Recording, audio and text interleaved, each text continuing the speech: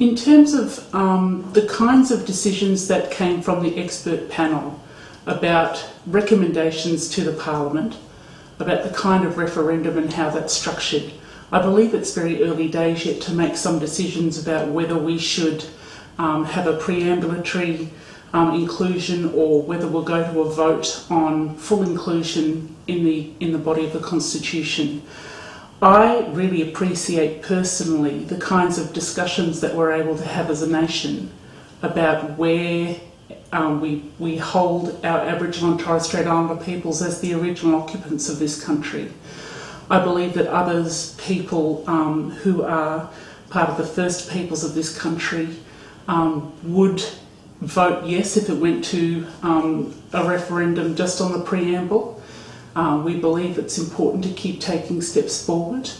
I also know that within our communities there is a strong stance about the recognition of being sovereign peoples who never ceded sovereignty and believe that we should have nations-to-nations negotiations. There are other people that believe that it is an incredible sign of maturity for our country to recognise us in the body of the Constitution. And I believe that altogether we can have the kinds of discussions that will give us a good basis for nationhood.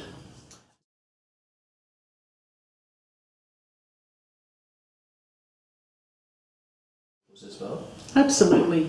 I think that there are some really important fundamental principles of democracy. I think it's important for every nation, every generation or so to revisit what those principles are and have a discussion about how they're going to play out in our citizenship for the next generation. I really believe that having those discussions builds on the work that's already been achieved through the reconciliation movement.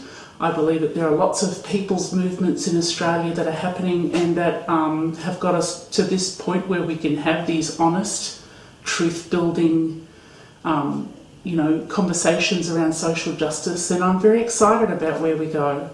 But I do think that we require a campaign that's really going to capture the imagination of the whole nation, and I suspect that myself and others at the moment can't really see how we're going to create that message that's really going to inspire and get people passionate about Aboriginal and Torres Strait Islander peoples in the Constitution. So what do you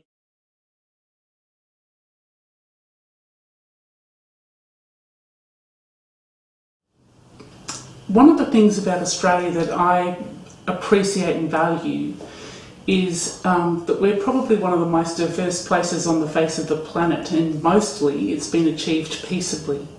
So what we've got to find is a campaign that will talk to all Australian peoples, both old Australian peoples, which is our own communities, and new Australians, which is all the communities that have joined us since, and find a way that's going to talk to our common humanity, and that really gives a sense of the values of this nation and what potential there is for all of us to live, to continue to have a peaceable existence and not exclude anyone, particularly Aboriginal and Torres Strait Islander peoples.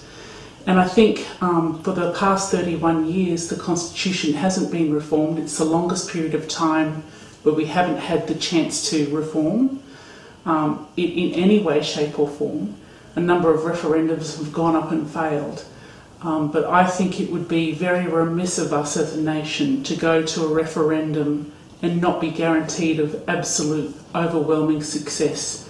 And in the lead up to that, and I'm hoping we have a long lead up, we'll need to have the kinds of conversations about what truth means, what justice means, and move forward, as Gillard would say, move forward as a nation together. But I think it's really worthwhile for us to start unpacking what kind of opportunities there are, how we're being structured in the kind of conversations and campaigns that are happening, and where are the groundswells, where is the grassroots movement, and how are we going to build on that.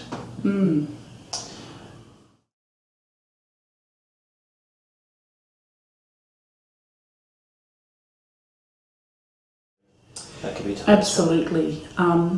We have had among our communities over 8 Australians of the Year. And in a very small population of people, that's an incredible contribution to this country.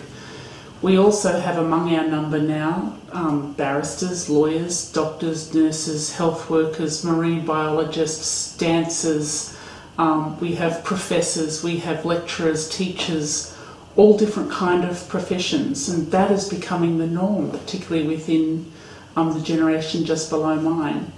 And to keep on framing us as disadvantaged people who need the same opportunity and to be made the same, I think doesn't really fully appreciate who we are as a community of people, the kind of contributions that we are making to the whole of the country and in some places the world, and what we're able to